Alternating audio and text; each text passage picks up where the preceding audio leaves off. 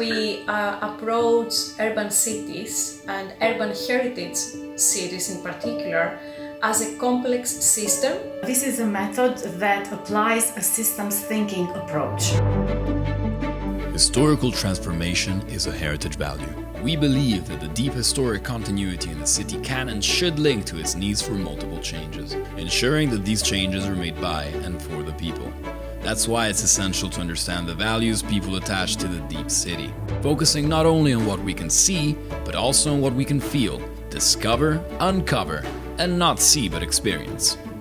This is the Deep City's Toolbox. The reason why we chose to experiment with the method of system dynamics is because we approach urban cities and urban heritage cities in particular as a complex system, the change and transformation of which depends on multiple factors, including social, political, cultural, economic. So it's not just about the heritage. We need to employ methods that can capture the systemic, dynamic interconnection of all these multiple factors. So system dynamics is one of these methods. It's not the only one, but because it has not been used in the past in the context of urban heritage, we thought that with this project we have the opportunity to experiment and try to see how with the system dynamic approach we can better unpack the key factors that have enabled the transformation over time, the key conditions that have contributed to the decline of an area but also to the growth of that area. And by identifying the key factors, we can then come up with strategies and policies which can inform sustainable strategies for the future of the place.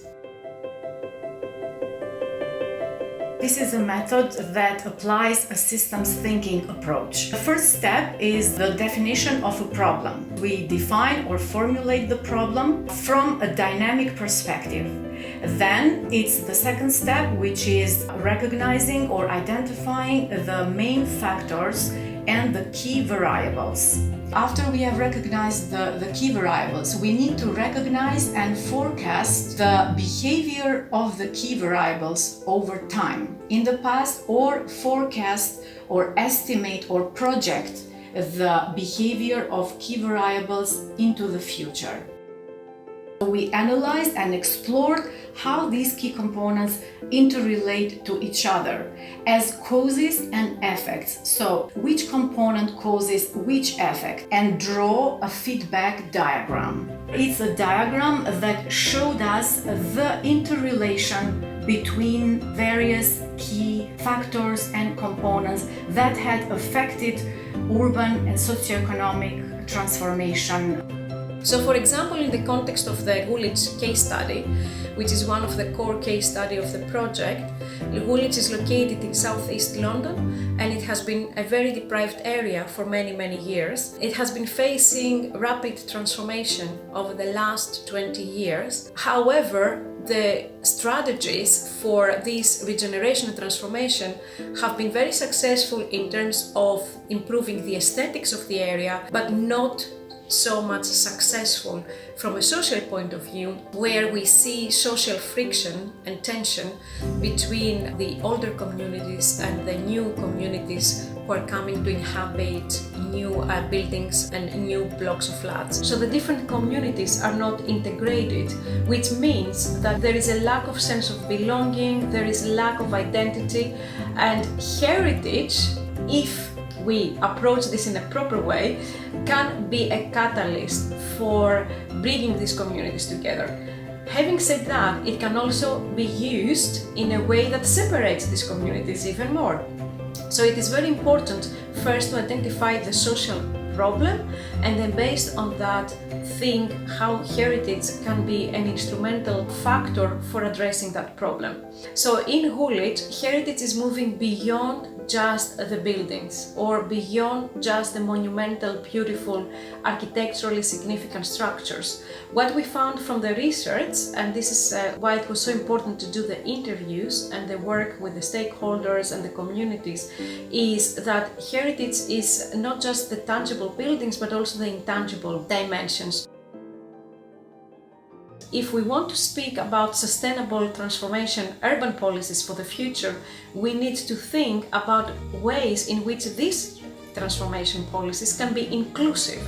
So what is happening, as we very much know from many case studies and from many examples, when there is regeneration and the property prices are going up, new affluent communities are coming, older communities are dislocated simply because they cannot afford the rents. Even those who own places, who own properties in that area, they may not be dislocated, but they feel socially disconnected. In order to face and cope with this social disparity and social disconnection, which is a big problem in the area, we need to develop strategies that are inclusive and which take into consideration all the different values of the different communities. How to do that? By using system dynamics and understanding better the past and the continuity in the area, we can think of strategies in the present and in the future that can build upon that continuity.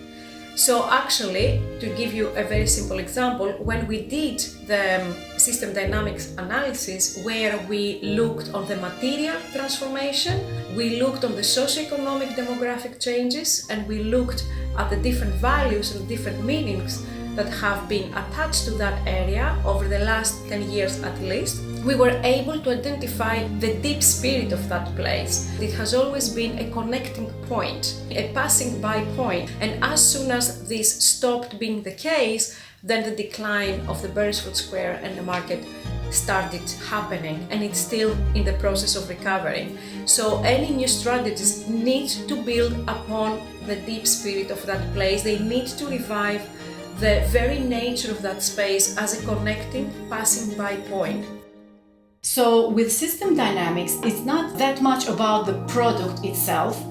What we get in the end is more about the process, because system dynamics can be used as a platform for discussion with various stakeholders about various components that are substantial for sustainable solutions and decision making in